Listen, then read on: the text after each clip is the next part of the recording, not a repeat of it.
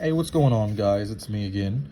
I just wanted to go ahead and show you guys. I know in my last video, my Glock field strip video, I said it was the same for the Taurus G2C, but even still, I would like to show people, what it looks like on their firearm. I think this is probably the most common pistol in America, most popular. Everybody loves these things. So I was going to show you guys how to break this one down pretty easily. This one can oftentimes be just a hair more difficult because these tabs are flush almost with the frame. So it can be a little bit of, make sure you ain't got greasy fingers or something because you're going to need to get in those. Of course, as always, always verify that it is unloaded. So empty mag, and then nothing in the chamber, nothing in the gun. So one thing I do want to clarify too is I'm really making these videos for a lot of like newer people and people who may not be familiar with these firearms and just need a refresher course. I've had to Google a lot, even as long as I've been working with guns. For the people who are new here, what we call this, breaking it down just enough so that we can clean it, is oftentimes called a field strip, because it's something you can do in the field, so to speak, if you really had to. But so you hear somebody talking about field stripping firearms or just breaking them down, this is what they're doing, taking it apart, basically to clean it. And then when you get into disassembly, well, that's where you're knocking pins out and pulling triggers out and whatnot. So for the time being, I'm really just starting off with field strip videos so you can see how to take apart what you may have in order to clean it. So what we'll do is, like I said, the easiest for me is to turn it upside down, and I wrap my fingers around to these little, if you have smaller hands, this may be difficult for you. You might have to use like the end where the rear sight is. It's got a little notch, and you can do it that way too. So whatever way gets this slide back just enough for you while still being able to manipulate those tabs. But like I said, me personally, or if you have bigger hands, you can wrap it around like that. Finger up here, you might want to be able to grab onto this little notch right here by the barrel, and then you can pull the whole thing back to where it comes down like that. Then you get your other hand over here to pull these tabs up towards the trigger, and then you let go while still keeping those tabs up, and then you kind of manipulate yourself in to pull the trigger.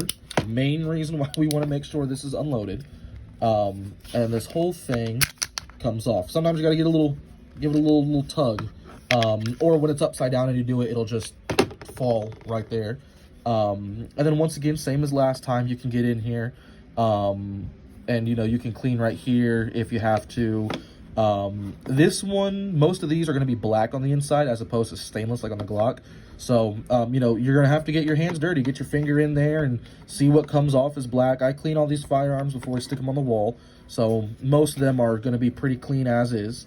But even still, you know your gun, you know where it's going to be dirty, and you can see it, you know what it's supposed to look like. And then you can set the frame aside, once you've cleaned that up or gotten what you need to do with it.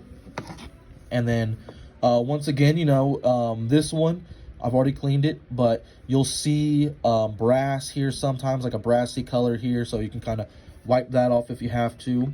If you're new to firearms, and, you're wanting to get really into it or even get multiple firearms, I recommend getting a gun cleaning kit and a dedicated gun rag. I have a junk t-shirt over here that is a million years old, and it's already caked with oil and grease and everything, so it's my dedicated gun rag. Something to wipe down and clean that, you're not going to get mad if it gets ruined. So then you take, again, just like on the Glock, push that in, pull it out, and it just comes right out. And you can clean that up, put a little bit of oil on it if you have to, set it aside. And then you push that in, pull it up and out, and boom, there's your barrel. And you can clean where you need to.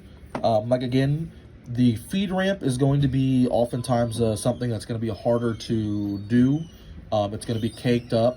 You can see here that there's a little bit still left on the barrel itself. Then you get your brush down there and you'll clean that up. You want to make sure you don't see anything in the barrel at all. You want to clean the face here to get all the carbon off. And then you'll go in your barrel, and then you can see this one's pretty worn, which isn't a problem. Like I said, like I showed in my last video, you'll get where it wears the finish off over time. That'll happen. Doesn't affect the functionality at all. It's just, makes it look well used. You'll oil up and clean whatever you need to. You'll give it a good wipe down, and then we'll just put it back together in reverse. And then you put that in at an angle to where it comes out the other side like that. Push it down, and you'll hear it click into place as you pull it back. Right there. And then you'll take your spring. The big side first goes towards the barrel. You'll push that into the little slot or little hole, whatever your firearm may have there. Push it in, it'll click, push it down so it sits like that. You want to make sure these ones are even more finicky. You want to make sure this is really, really right in the middle there. You know, a lot of guys will get in there and you can't get it back together for some reason, and all it is this is off center a little bit. So make sure that, you know, you don't have it hanging over to the side there, and make sure that's fully seated down into there too. And then once you got your frame all cleaned up or whatever you have to do, it's the same thing. There's these two little tabs here. You can see they kind of make almost like two L shapes, and then you'll see this makes two negative L shapes almost. And this will sit right on there. You'll just slide that back on, and then sometimes, like I said, you don't have to be, you don't really got to worry about breaking it. You know, it's built to last. And you pull it back, and then boom, that's that. Give it a couple tugs just to make sure you didn't mess something up. There shouldn't be anything hanging out the bottom here. It should go back fairly easily. The slide should be able to lock back like that, and then your safety should be able to move freely. A little dry fire is a test, and everything seems to be in order. And then, you know, if it's your carry gun, you can load it up and rack it back, and there you have it. That's that. Pretty simple. It's honestly, I would say this is probably one of the most simplest firearms to take apart. This Glock, Smith & Wesson SD, a lot of different firearms are moving to these little tabs. And hell, I mean, you do it enough, you'll be able to do it in your sleep. And yeah, don't forget to like and subscribe.